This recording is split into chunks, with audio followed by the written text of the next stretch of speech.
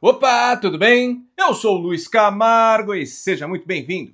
Temos motivos de sobra para acreditar que o relatório da Comissão Interamericana de Direitos Humanos será devastador contra Alexandre de Moraes e a ditadura que ele impôs no Brasil.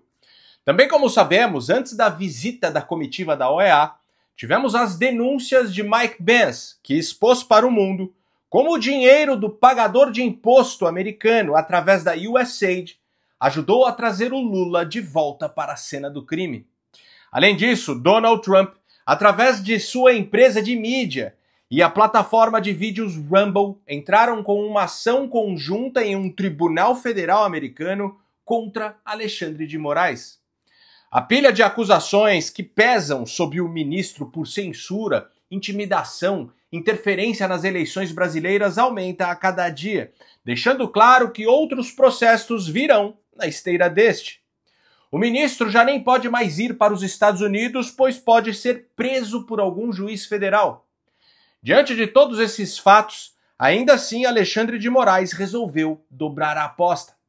Primeiro, o ministro multou o ex em 8 milhões de reais por descumprir uma ordem judicial que obrigava a rede a fornecer dados cadastrais de um perfil na plataforma atribuído ao jornalista Alan dos Santos.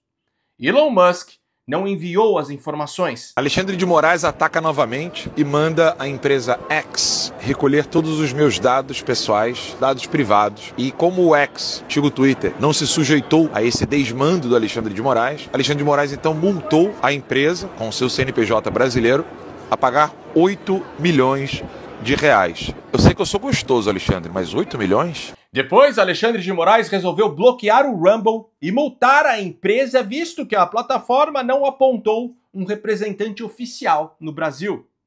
No entanto, ao fazer isso, o ministro simplesmente derrubou todos os vídeos do atual homem mais poderoso do planeta, o presidente dos Estados Unidos. Isso acontece porque a Truth Social, plataforma de Donald Trump, usa o Rumble como ferramenta de tecnologia para os seus vídeos. E é claro que isso vai dar ruim, muito ruim. O ministro da cabeça de ovo comprou uma briga que ele não tem a menor condição de ganhar. Neste fim de semana, no CPAC, o evento conservador mais importante do mundo, Donald Trump palestrou e falou de seu apreço por Bolsonaro. A friend of mine, Eduardo Bolsonaro of Brazil, the Chamber of Deputies. Thank you. Thank you. Say hello to your father. Thank you very much. Great family. Great gentleman and your great family. Já Javier Milei afirmou com todas as letras que houve fraude nas eleições de 2022. Unidos, por supuesto, el escándalo de USAID, que destinaba millones de dólares de los pagadores de impuestos a financiar desde revistas y canales de televisión a fraudes electorales como en Brasil o gobiernos con aspiraciones discriminatorias como el de Sudáfrica. E Patrick Bet Davis, um dos jornalistas mais influentes dos Estados Unidos, chamou Alexandre de Moraes de tirano. There's a judge there in Brazil. His name is Alexandre de Moraes. Anybody knows who he is? Okay. If there is a picture for someone that looks like a tyrant, it is Alexandre de Moraes. This man is a tyrant at the highest level. O que temos que entender é que Moraes não resolveu dobrar a aposta porque enlouqueceu. Ele pode ser psicopata, mas não é maluco. Ele sabe o que está fazendo e está agindo assim justamente porque tem plena consciência que sua situação está insustentável.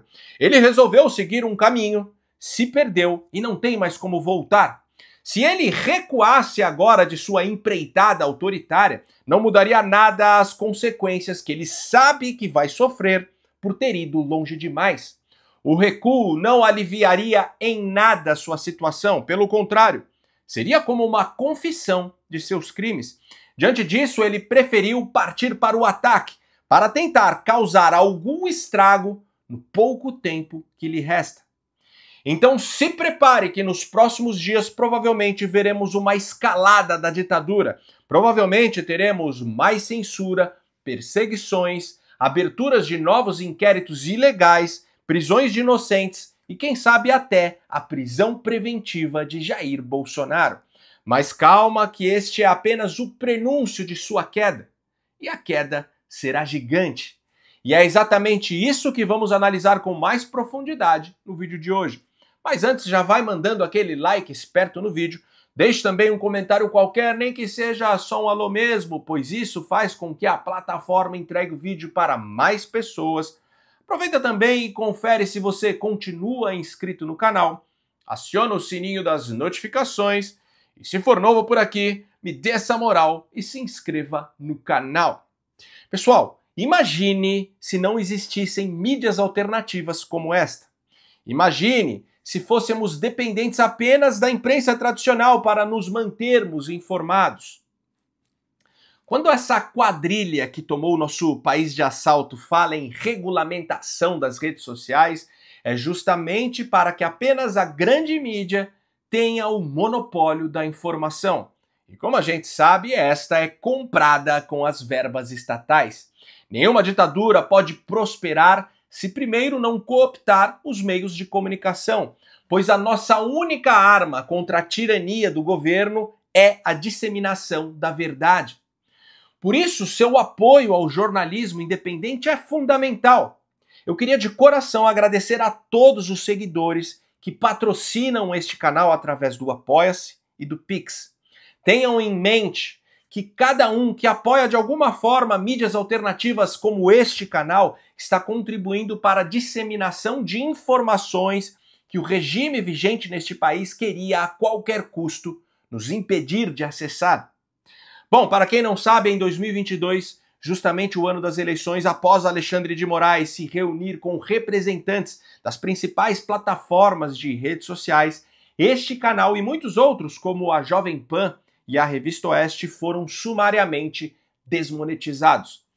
Honestamente, eu não sei se essas desmonetizações possuem realmente uma ligação direta com essa reunião com Moraes, mesmo porque na época, sem muitas explicações, recebi apenas um e-mail da plataforma alegando que a desmonetização ocorreu porque promovo conteúdo nocivo.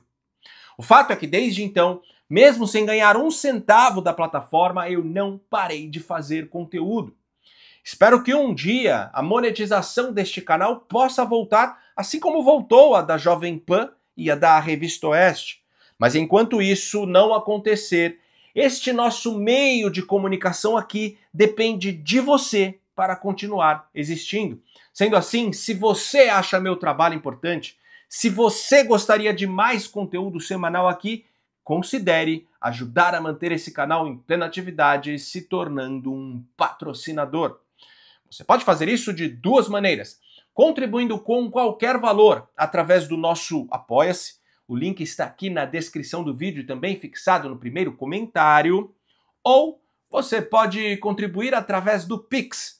Minha chave Pix é o e-mail luiscamargopix@yahoo.com. Luiz Camargo Pix tudo junto, Luiz com Z, @yahoo.com. É só .com, não tem BR.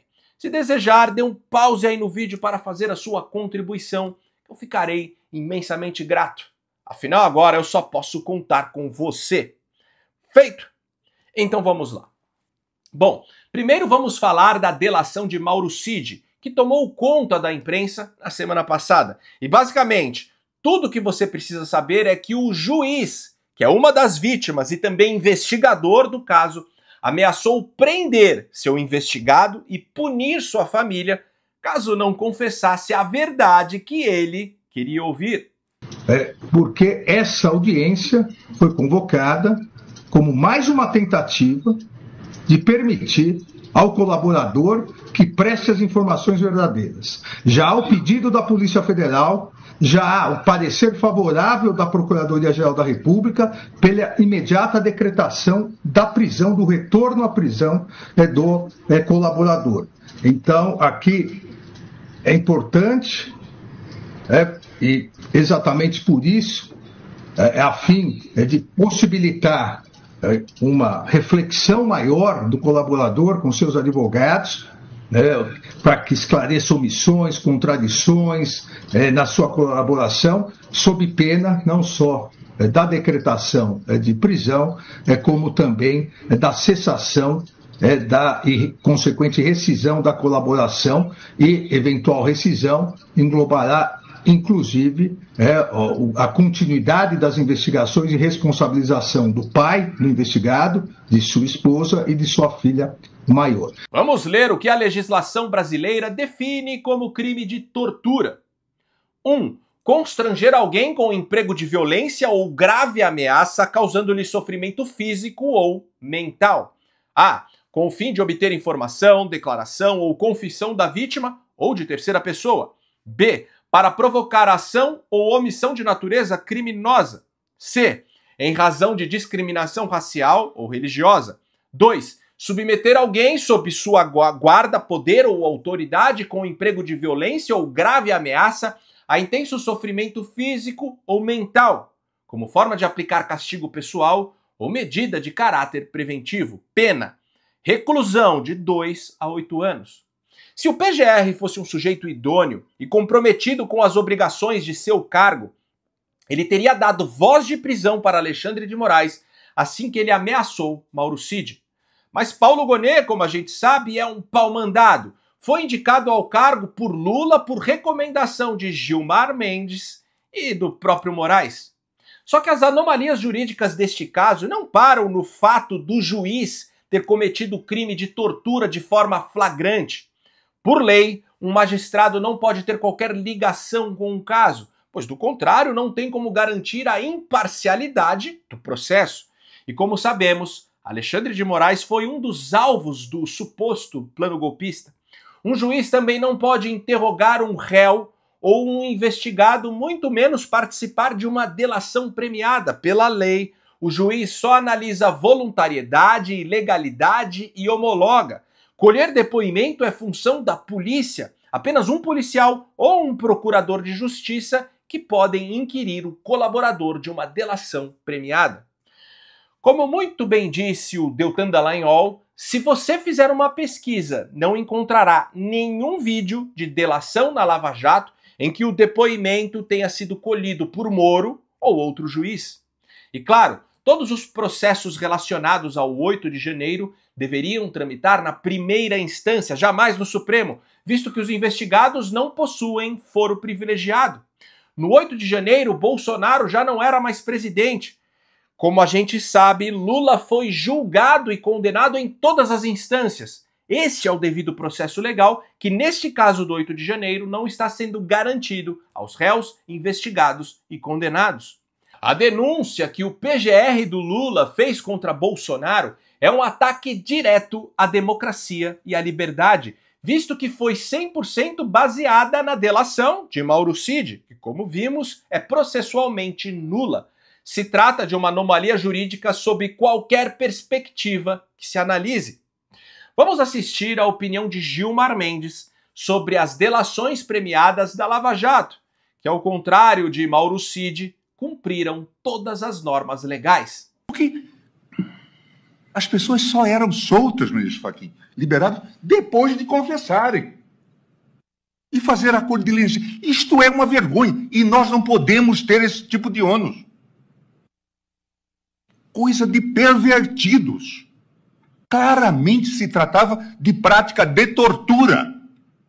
E para piorar, Bolsonaro será julgado pela primeira turma do STF, presidida pelo ex-advogado do Lula, Cristiano Zanin. Além dele, integram o colegiado os ministros Alexandre de Moraes, Carmen Lúcia, Luiz Fux e o comunista Flávio Dino. Preste atenção no que a jurista Érica Gorga tem a dizer sobre este julgamento. A maioria da primeira turma do STF é suspeita para julgar Bolsonaro, pois, segundo as leis brasileiras, há 3 juízes de 5 que estão em situação de impedimento ou suspeição.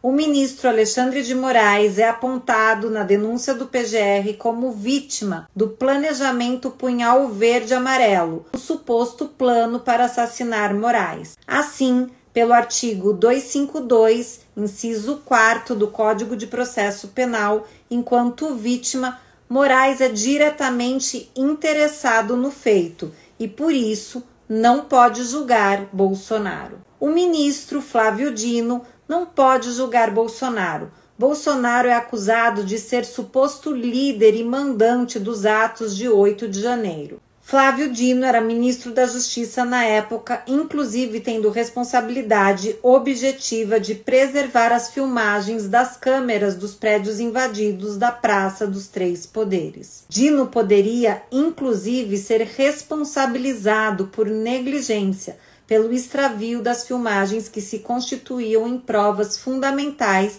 para a apuração do ocorrido. Dino é amigo íntimo de Lula. Lula é a suposta vítima de envenenamento do plano Punhal Verde-Amarelo. Então Dino é inimigo capital de Bolsonaro. Dino também aconselhou Lula, a vítima, enquanto seu ministro da Justiça. Portanto, Dino não pode julgar Bolsonaro segundo os artigos 254, inciso 1 e 4 do Código de Processo Penal. O ministro Cristiano Zanin não pode julgar Bolsonaro.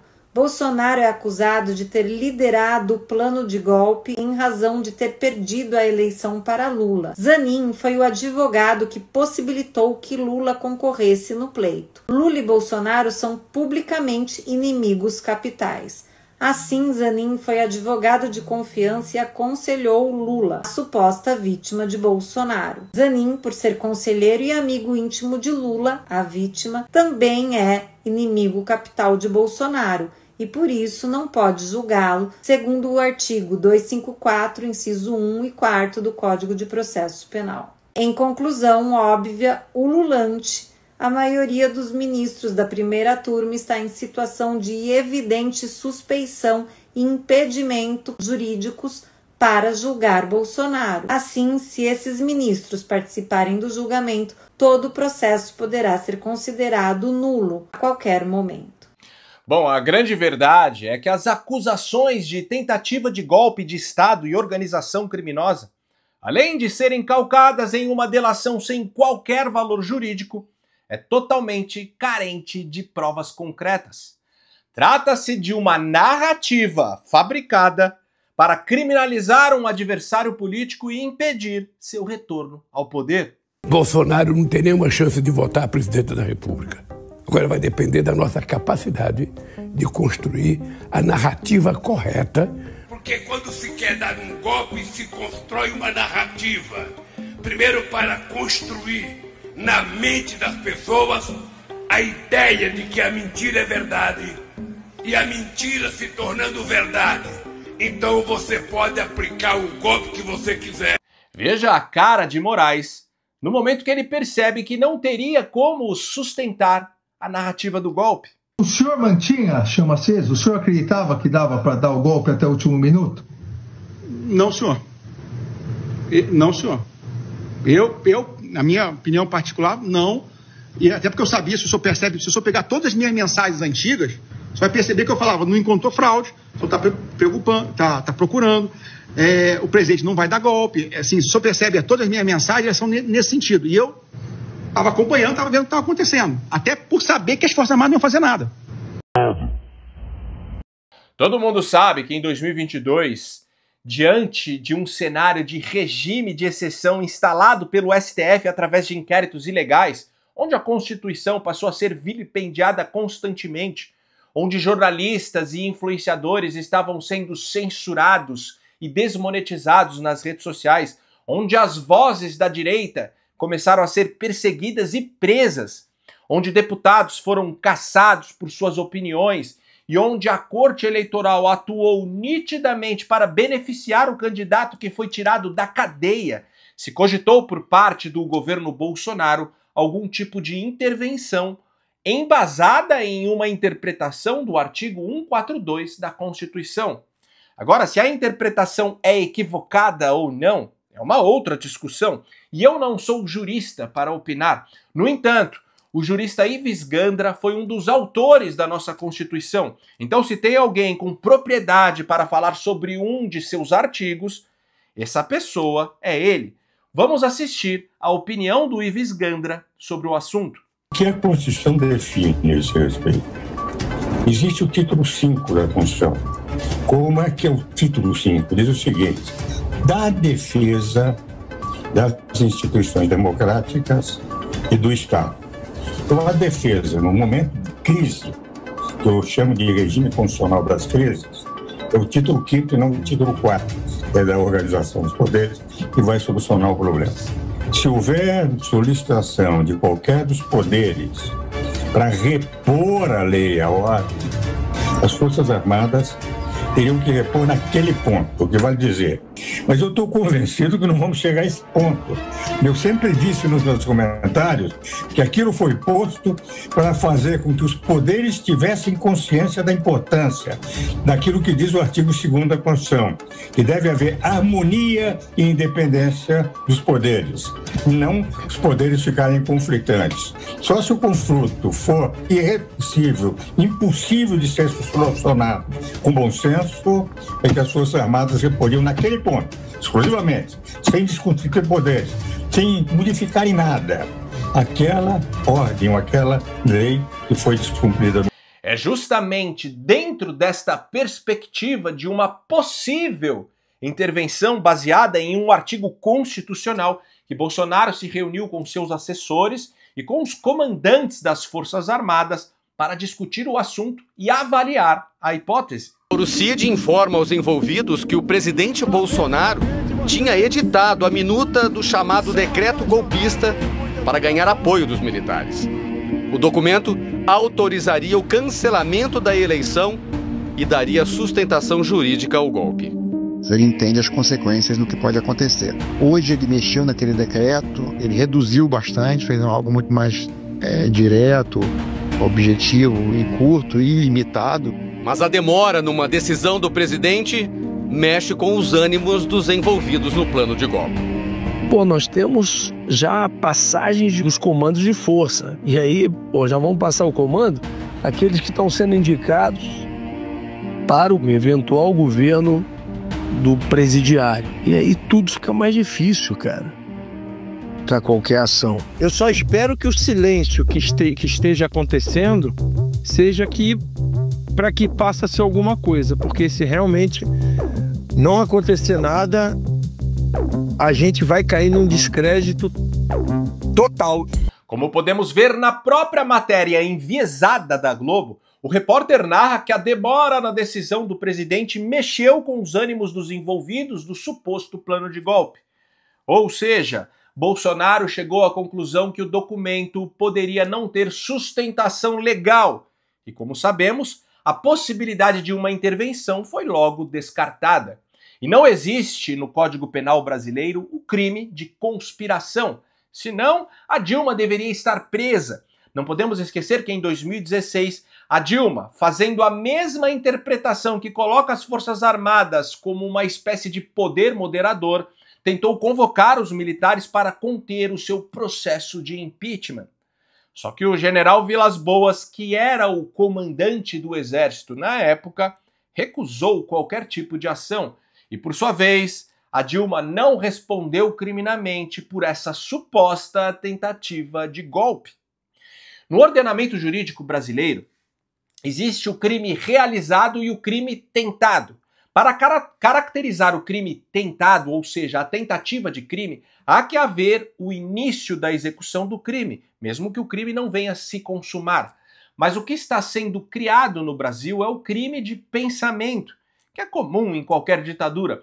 Jair Bolsonaro, mais 36 pessoas foram denunciadas por um golpe de Estado que não ocorreu, por uma suposta minuta golpista que não foi assinada, e 4 pessoas estão presas preventivamente pelo planejamento de assassinatos há mais de 2 anos que jamais ocorreram.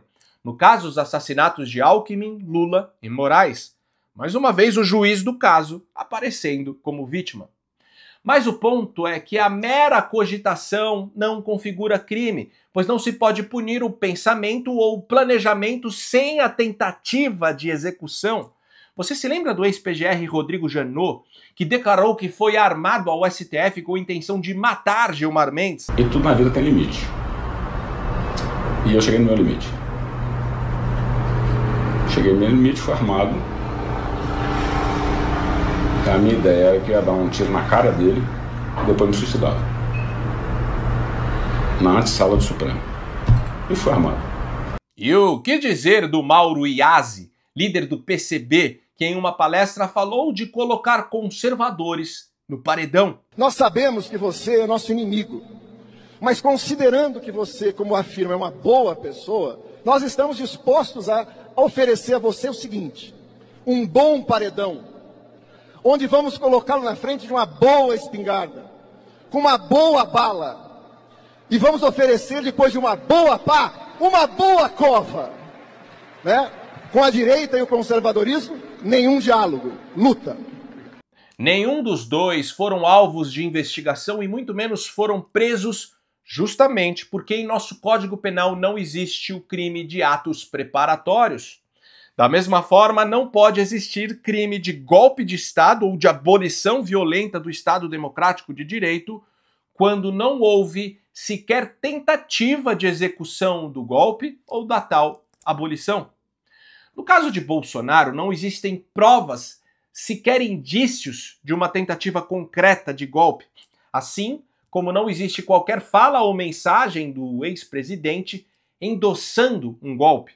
A transição do governo Bolsonaro para o governo Lula ocorreu normalmente. A equipe de transição não encontrou nenhuma dificuldade e todos os trâmites foram devidamente cumpridos.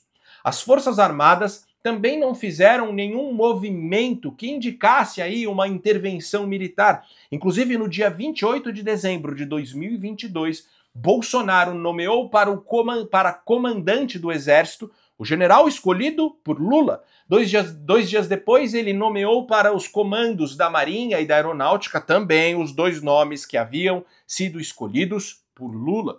Inclusive, tem vídeo do Bolsonaro em reunião ministerial às vésperas da eleição, onde ele demove qualquer possibilidade de golpe. Nós vamos esperar chegar 23 a 24 para porque não tiver providência pela tarde, e não é providência de força, não. Não é gatilho, Paulo Sérgio, ou botar tropa na rua, tocar fogo, não é isso. E o próprio Mauro Cid, quando desabafou sobre sua delação, afirmou com todas as letras que jamais usou a palavra golpe. Cara, vou te dizer, esse troço tá entalado, cara. Tá entalado, você vê que o cara botou a palavra golpe, cara. Eu não falei uma vez a palavra golpe. Quer dizer, furo, foi erro, foi sei lá, até condição psicológica que eu tava na hora ali. Porra, a quantidade de palavras de golpe que ele botou. Cara, eu não falei golpe uma vez. O que temos que ter em mente é que toda ditadura precisa de um evento catalisador. O ex-presidiário precisava de um estopim que desviasse a atenção do povo diante da ilegitimidade de seu governo e que, além disso, justificasse a restrição da liberdade de expressão e a perseguição a toda e qualquer oposição. Na Alemanha de Hitler, foi o incêndio do Reichstag. No Brasil do Lula e do Xandão, foi o quebra-quebra no 8 de janeiro. Mas enfim, voltando à situação de Alexandre de Moraes. O que descobrimos com o escândalo da USAID é que toda essa empreitada tirânica do ministro teve não só o aval, mas também o incentivo do governo Biden. E ninguém esperava que Trump voltaria ao poder, pelo menos até o episódio do atentado. A ruína de Moraes começou quando o Homem Laranja voltou à Casa Branca e declarou guerra contra o Deep State. Foi aí que suas costas deixaram de ser quentes. Moraes foi o grande responsável por colocar Lula, um criminoso condenado em 3 instâncias, na presidência da República. Por sua vez, Trump sabe muito bem que Lula o chamou de nazista, assim como sabe que uma de suas primeiras medidas da política externa, quando assumiu o poder, foi permitir que navios de guerra iranianos atracassem em nossa costa. A mulher de Lula xingou Elon Musk, um dos maiores aliados de Trump. O STF, tribunal que se aliou ao desgoverno de Lula, inventou um grupo econômico inexistente entre o X e a Starlink, 2 empresas americanas, para bloquear 30 milhões de uma das empresas e assim forçar Elon Musk a obedecer suas ordens ilegais. E esse mesmo STF está perseguindo Jair Bolsonaro, que sempre foi o verdadeiro aliado de Trump. O Donald Trump está conosco nessa luta, porque ele está extremamente preocupado com o futuro do Brasil. O Brasil é um país importante na América Latina, um país importante para os Estados Unidos da América, um país importante para a Europa. O Lula acha que ele ainda tem Fidel Castro, ele ainda acha que a China vai estar do lado dele quando ele precisar pedir socorro. Tarde demais Lula, tarde demais Alexandre de Moraes, a hora de vocês vai chegar. É como eu não canso de repetir, como o ministro vai explicar para instâncias internacionais de justiça sua atuação em processos onde ele é a vítima, o acusador, o investigador e o juiz? Como ele vai explicar anomalias jurídicas como flagrante perpétuo ou crime de opinião? Como Moraes vai explicar que deputados que são invioláveis civil e penalmente por quaisquer de suas opiniões, palavras e votos foram caçados e presos por externar desconfianças com relação ao processo eleitoral? Ou por criticarem com mais contundência ministros da Suprema Corte? Como ele vai explicar que, além do ex-presidente, o líder da oposição no Congresso brasileiro também teve seu passaporte apreendido? Como o ministro da cabeça de ovo vai explicar que no país onde traficantes internacionais perigosos não ficam nem 10 anos presos, cidadãos comuns, sem antecedentes criminais, estão sendo condenados a 17 anos de cadeia por protestarem contra o resultado eleitoral? Como Moraes vai explicar a morte de Clezão, cidadão brasileiro que, sob sua responsabilidade, veio a óbito, depois de ter passado 11 meses preso, sem ser julgado, e a revelia do Ministério Público que já tinha pedido sua soltura por conta de seu quadro delicado de saúde?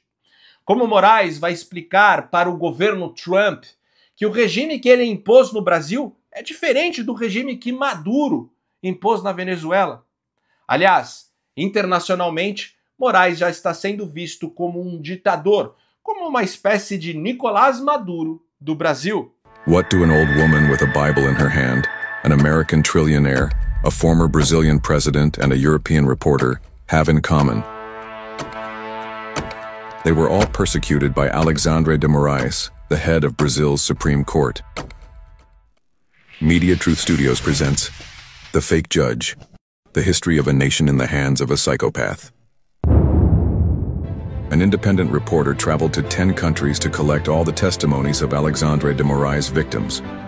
Recorded in Brazil, Portugal, Spain, Italy, the United Kingdom, the United States, Argentina, Belgium, Germany, and India, this is a unique documentary that will expose the dictatorship implanted in Brazil by Moraes, the dictator of the toga.